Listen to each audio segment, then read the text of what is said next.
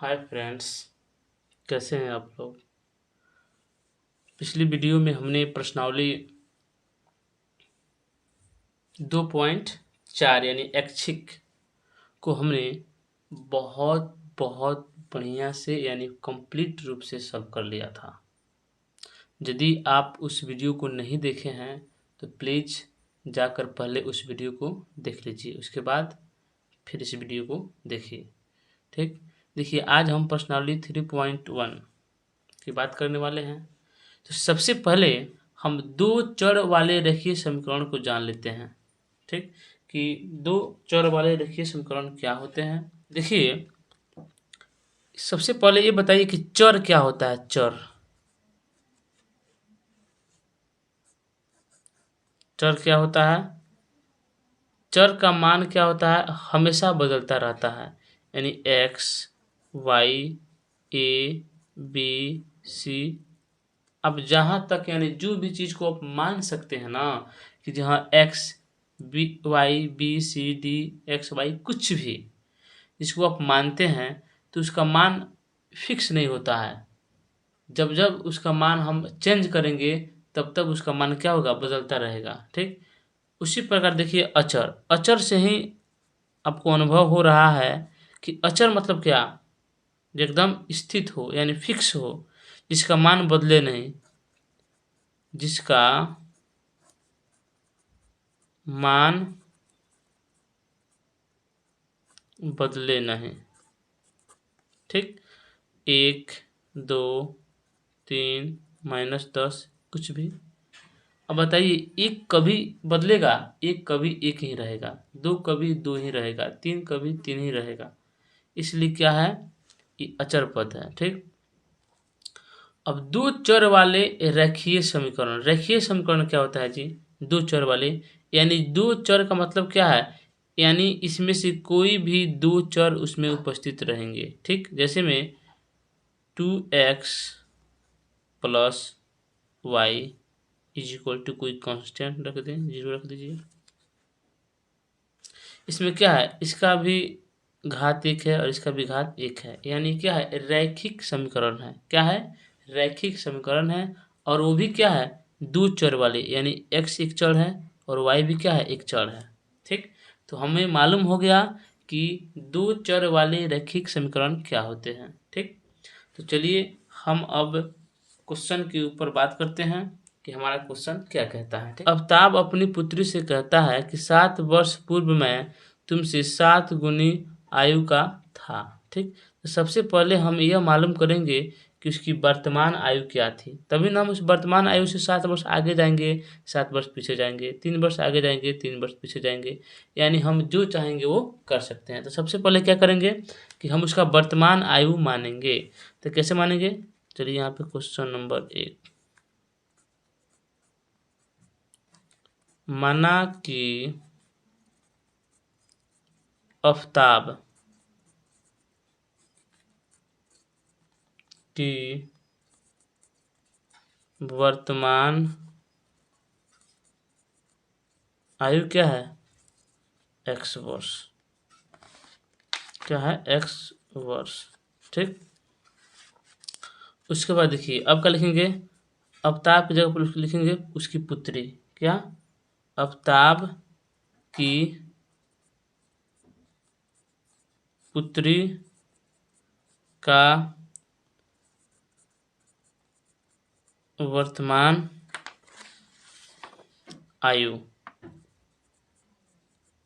क्या मानेंगे, y वर्ष।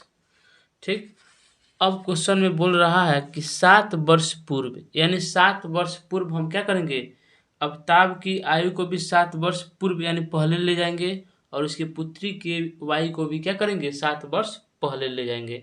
तो क्या लिखेंगे यहाँ पे, 7 वर्ष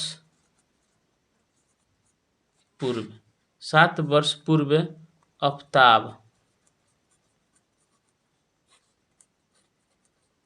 की आयु। देखिए वर्तमान आयु उसका x वर्ष है, जब 7 वर्ष पीछे जाएगा तो क्या हो जाएगा, x - 7 वर्ष। ठीक। फिर लिखेंगे यहाँ पे 7 वर्ष पूर्व आफताब की पुत्री की आयु क्या हो जाएगी, y-7 वर्ष। ठीक। अब आइए, अब हम 7 वर्ष पूर्व चले गए। अब इसका कहने का मतलब क्या है कि जो आफताब था वो 7 वर्ष पूर्व यानी इन दोनों वायु में, यानी उसकी आयु, आफताब की आयु और उसकी पुत्री की आयु, इनमें क्या था, आफताब की आयु 7 गुनी थी, यानी 7 के मल्टीपल में थी। तो हम इसको क्या लिख सकते हैं, प्रश्न के पहले शर्त से। देखिए इसमें 2 शर्त दिया गया है, इसलिए हम क्या करेंगे, प्रश्न के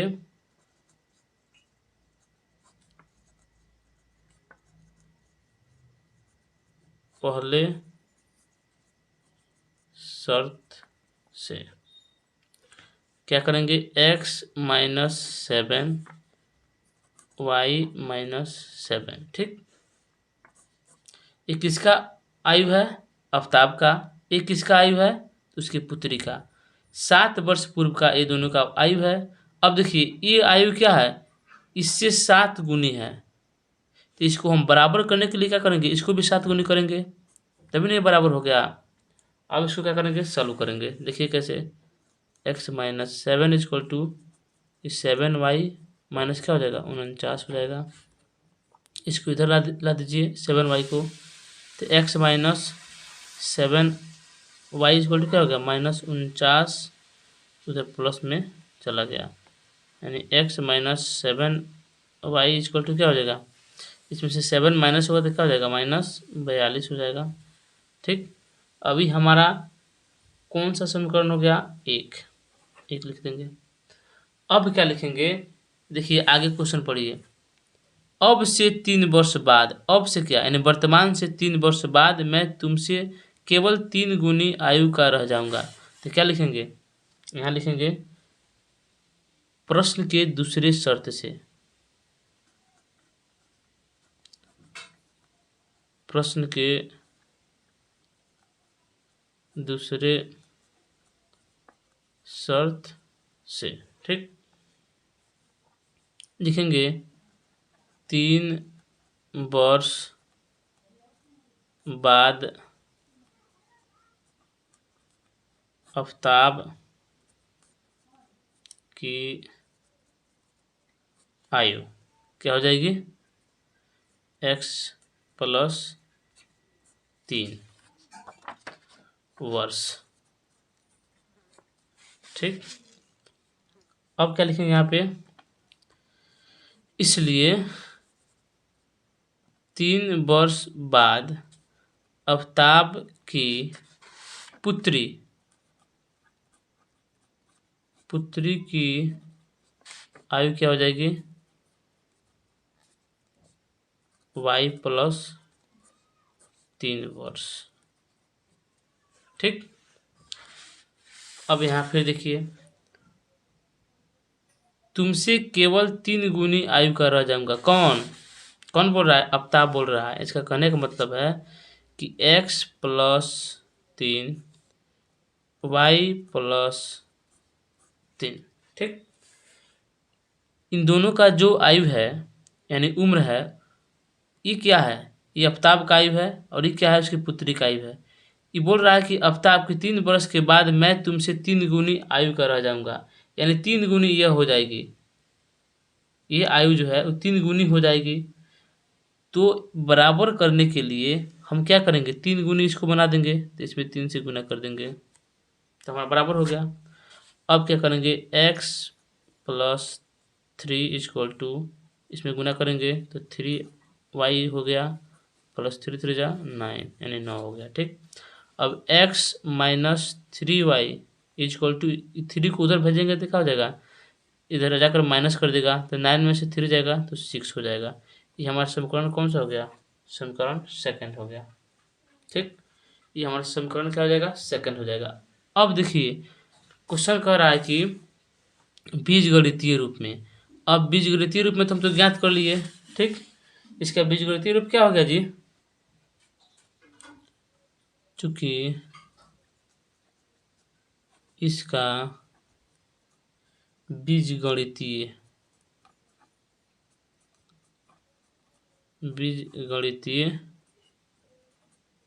रूप क्या हो जाएगा? 7x-7y, x-7y इक्वल टू क्या हो जाएगा? -42। इसमें x-3y इक्वल टू 6। ये क्या हो गया? हमारा बीजगणितीय रूप हो गया। लेकिन ये क्वेश्चन जो है यहीं तक सीमित रहने को नहीं कहता है, आगे भी क्वेश्चन क्या कहता है कि ग्राफीय रूप में व्यक्त कीजिए। अब इसको हमें ग्राफ रूप में व्यक्त करना होगा, ठीक। तो चलिए हम इसको ग्राफ रूप में व्यक्त कर लेते हैं इन दोनों समीकरण को, ठीक। देखिए यहाँ लिखेंगे ग्राफीय विधि। क्या लिखेंगे? ग्राफीय विधि, ठीक। समीकरण 1 से, समीकरण 1 समीकरण 1 क्या है? x-7y इक्वल टू क्या है? -42 है। इसको क्या लिख सकते हैं हम? x इक्वल टू क्या लिख सकते हैं? -42 + 7y, ठीक। ऐसे लिख सकते हैं, इसमें आपको कोई दिक्कत नहीं होनी चाहिए। अब क्या करेंगे? एक यहाँ सारणी बना लेंगे, क्योंकि इसको हम ग्राफ में करना है तो सारणी की तो आवश्यकता पड़ेगी। कम से कम 3 पॉइंट्स ज्ञात करेंगे।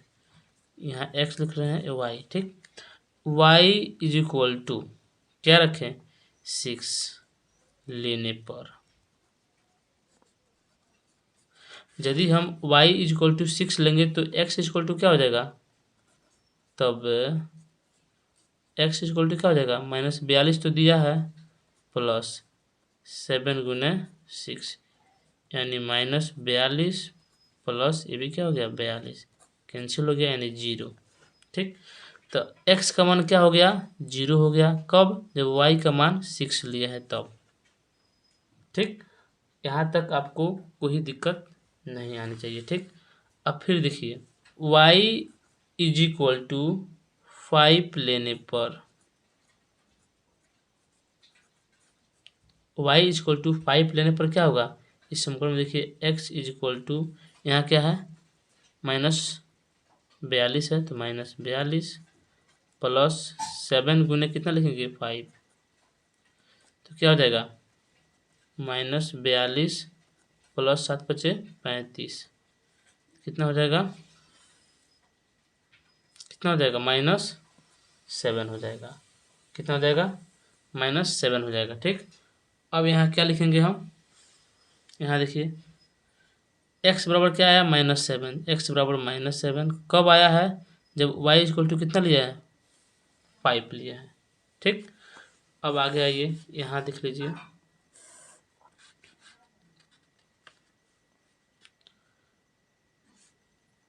चूंकि लिख दीजिए, चूंकि यहाँ पे लिख दीजिए, ठीक ना। चूंकि y इक्वल टू 7 लेने पर,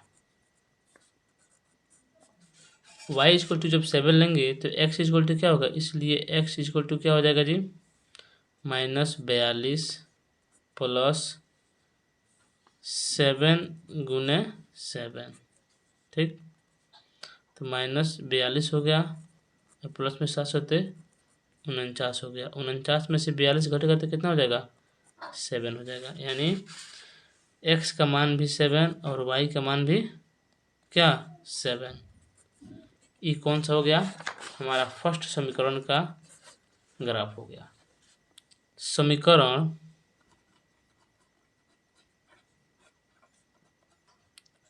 सेकंड से, अब सेकंड समीकरण क्या है? देखिए यहाँ पे x-3y equal to 6, x-3y equal to क्या है? 6 है। क्या है हमारा? सेकंड समीकरण है। अब इसको हम सॉल्व करेंगे। अब देखिए हम इसको क्या लिख सकते हैं? x इक्वल टू 6 + 3y लिख सकते हैं। तो चूंकि y इज इक्वल टू क्या लेंगे 0, y इज इक्वल टू 0 लेने पर अब लिखेंगे क्या x इज इक्वल टू, इसलिए x इज इक्वल टू क्या हो जाएगा 6+3, y की जगह पर क्या है 0, तो x क्या हो जाएगा 6 हो जाएगा। अब फिर एक सारणी बनाएंगे यहाँ पे सेकंड समीकरण का, x y, x कितना लिया है 6, y कितना आया है 0, यानी y 0 लिए तो x 6 आया, बात एक ही हुआ। ठीक, अब क्या करेंगे यहाँ पे y इज इक्वल टू कितना लेंगे -1 लेने, आप कुछ भी ले सकते हैं, देखिए आपके सोच के ऊपर है, आप जो मन करे वो लीजिए, लेकिन आप यदि कठिन शब्द लीजिएगा बिना सोचे समझे तो क्या हो जाएगा, नेक्स्ट वाला का मान भी उतना ही खतरनाक आएगा। तो हम ग्राफ में कैसे बैठाएंगे, इसलिए हमें सोच समझ कर रखना है ताकि हमारा ग्राफ आसानी से बैठ जाए। ठीक, तो y इक्वल टू -1 लेने पर क्या हो जाएगा x इक्वल टू क्या होगा 6+3 गुने -1, तो 6+3 में -1 से गुना करेंगे तो -3, यानी घट कर क्या हो जाएगा 3 हो जाएगा। ठीक, तो देखिए y बराबर क्या लिया है -1, तो x बराबर क्या है 3। ठीक, अब आइए फिर y इज इक्वल टू क्या रखेंगे -2 रख लीजिए एक बार, फिर y इज इक्वल टू -2 लेने पर क्या हो जाएगा x इज इक्वल टू क्या हो जाएगा जी, यहाँ देखिए 6+3 गुने -2, 6 हो गया, ये प्लस हो गया, 3 दूना क्या होता है 6, यानी ये कैंसिल हो जाएगा, 6 - 6 हो जाएगा, यानी 0 हो गया। x 0 कब हुआ है जब y का मान कितना लिया है -2 लिया है। ठीक, तो हमारा दोनों समीकरण ग्राफीय विधि से भी सॉल्व हो गया। अब आइए हम इसको ग्राफ में कैसे सॉल्व करते हैं आपको दिखाते हैं। ठीक, तो आइए देखिए हम ग्राफ में आपको पहले से बना कर लाए हैं ताकि आपको कम टाइम लगे।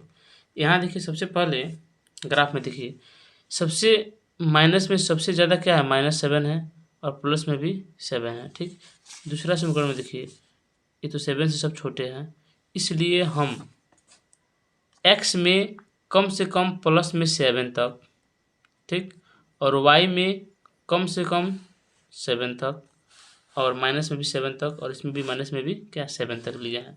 ठीक, अब हमें क्या करना है 1 2 करके हम सब लिख दिए हैं। देखिए इधर प्लस होता है, इधर माइनस होता है, फिर इधर प्लस होता है और इधर माइनस होता है। ठीक, तो चलिए हम फर्स्ट समीकरण को ग्राफ में रखते हैं। देखिए कैसे, यहाँ पे क्या है x इक्वल टू 0 है, y इक्वल टू क्या है 6 है कि नहीं। तो सबसे पहले क्या करेंगे x एक्सिस यह है, देखिए x और यहाँ पे x डैश हो जाएगा, फिर यहाँ क्या है y और यहाँ क्या है y डैश हो जाएगा। ठीक, अब क्या करेंगे हम सबसे पहले 0 कहाँ है x में यहाँ पे है, और y में 6 कहाँ है तो 6 ऊपर है, तो 6 यहाँ लिख दिया है। ठीक, यानी ई पॉइंट हो गया। ठीक, ई पॉइंट कौन सा हो गया x इक्वल टू 0 और y इक्वल टू 6 यहाँ लिख दिए।